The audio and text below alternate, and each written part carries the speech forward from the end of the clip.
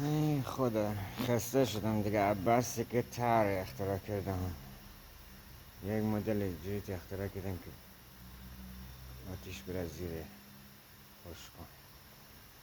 یک مدل تر اینجوری. این واتر پمپ به 11 تن، صافی واتر پمپ به 11 تنه، آمده این شکلیش در آوردم توشه، گذاشتم توی قوطی. بعد این هم که از روی جت فنا کپی کردم که داخل سوراخ گذاشتم، داخل آن که دودکشه. این هم که مشهر قدیمی مانه با یکم تغییرات دادم داخلشه به شکلی که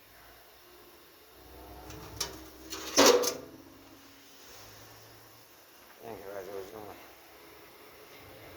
این بعض اوزومه که آمدم اینجا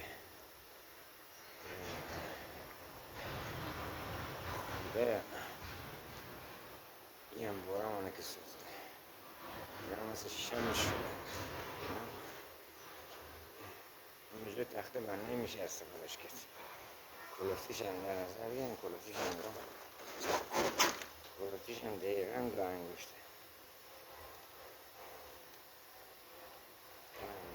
اینا حدسیه، اینا هست، اینا هست، اینا حدسیه هم که سوزنده گلش دادم که بریزم توی اسپاسیون.